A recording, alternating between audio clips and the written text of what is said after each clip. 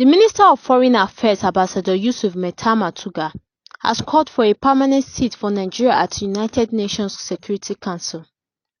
The minister, while speaking at the sidelines of the World Economic Forum in Davos, Switzerland, says that Nigeria is ably qualified with its contribution to the world peace and a large population and should be qualified on its merits.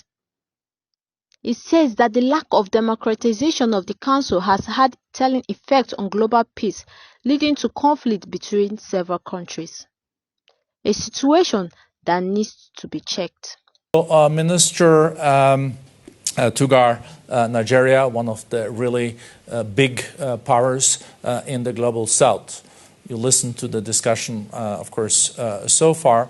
But is there a way that we can see a reconciliation between the north and the south? And what has to change from the north? Is there anything that has to change from the south? And what will be the fundamentals of that this cooperation, the pillars that this cooperation will be built on? UN Charter, is it international law? It's very interesting to hear also from the new Nigerian administration on this. Minister. Well, what we have to do is to collectively practice what we preach. So the values that we uphold, democracy, rule of law, need to be practiced, and we need to see them being practiced in the very decision-making bodies or entities for the planet. So to begin with, the UN Security Council, it needs to democratize. Clearly, it is not fit for purpose. Nigeria, you mentioned, is a large country. It is the most populous country on the continent, on the African continent. It has a population of 220 million people. It's going to be 400 by the year 2050. It belongs in a UN Security Council, for instance. And there are several other key decision-making bodies. With or without veto power? Permanent seat. But no more veto powers, huh? Or we should do away with the veto powers. Clearly, it's clumsy. It's not working. And again, you know, when you look at the global security architecture, it is impacted upon by such undemocratic entities that influence decisions.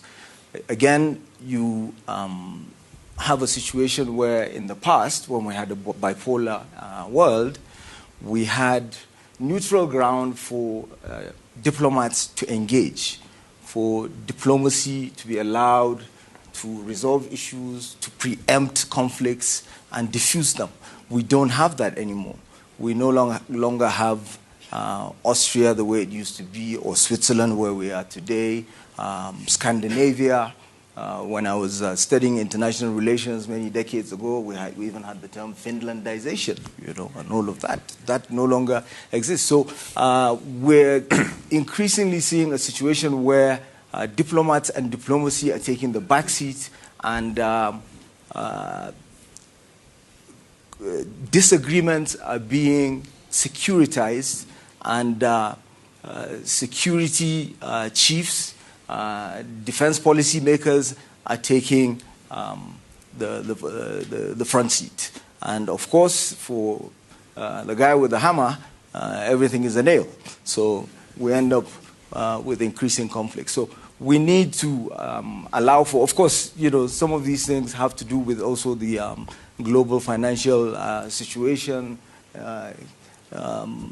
problems to do with the economy. So if a foreign affairs ministry is not deemed to be a revenue generator, then, you know, one that maybe produces weapons and sells and, you know, has more revenue generation takes the forefront. So we really need to allow for diplomats to play a more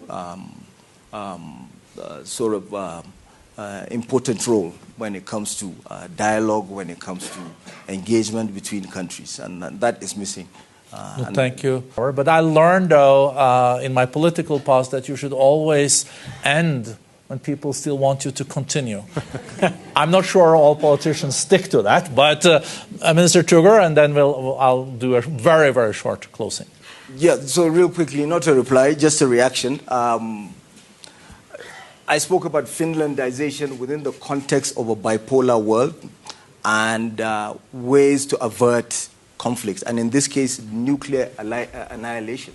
So perhaps that was the price that we had to pay. It was regrettable, but the point I was trying to make was the need for there to be neutral ground for diplomats, for countries to engage with each other to avert conflict. So, but I couldn't agree more with the minister with regards to freedom of self-determination, because what you described could apply exactly to Palestine.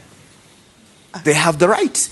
They have the right to, self-determination, the same way that Finland. Fully so agree. we could, but I don't want us to keep on, nitpicking and picking and choosing which conflicts to highlight. What is important is also that we pay close attention to proxy wars and actions and the use of proxies to foment conflicts in third-party nations. So this is something that is happening that we see increasingly, and unless the diplomats engage with each other, you cannot diffuse such tensions. But we need to roll that back as quickly as possible. No, thank you.